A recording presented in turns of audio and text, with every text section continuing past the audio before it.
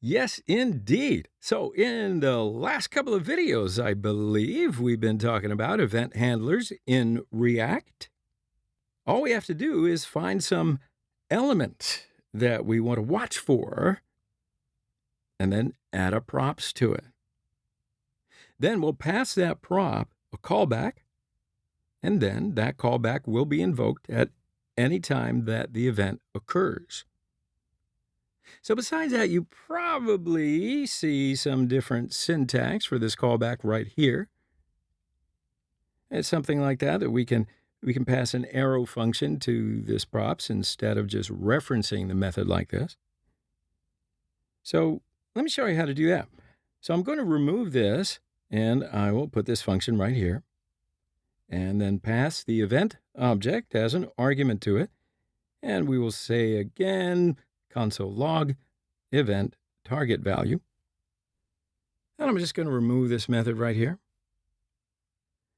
Okay, so now we can save it and go back to our browser and test it.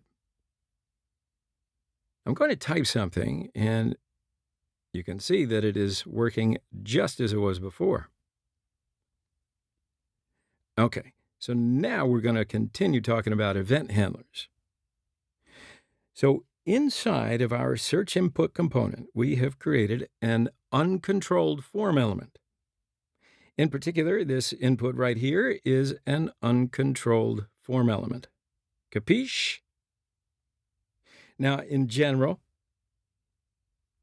as React developers, we prefer to work with controlled components. Perhaps even just the way you like to work with controlled components.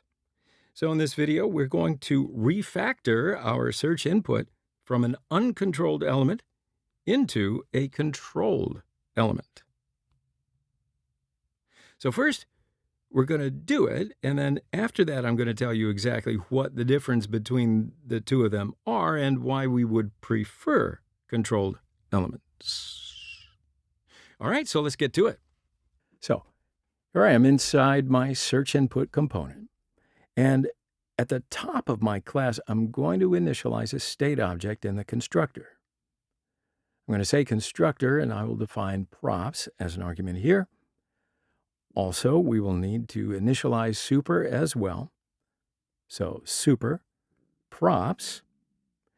And then after that, state is an object that has a single property that we will refer to as entry. And this is going to be an empty string. Then inside of here, I will say this dot set state entry is going to be the event target value. So right now we're initializing our state, and it has a single property called entry, and that starts off as an empty string. And then every single time a user types inside that input, we're going to update our state. And we're going to update that entry property with whatever the current value coming from the input is. And then one final step on the input, I'm going to say a new prop called value will be equal to this dot state dot entry.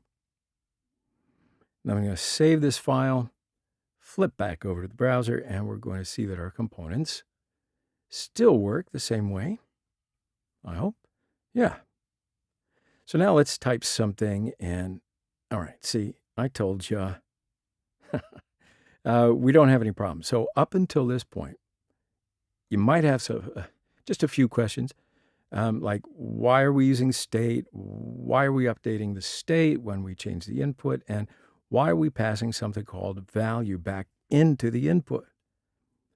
I don't want you to worry about that because in the next section, we're going to talk you all the way through it and get into some of the nitty-gritty. And we're going to discuss exactly what the difference is between these uncontrolled and controlled elements are, okay? So we'll pause right here, and I'll see you on the other side.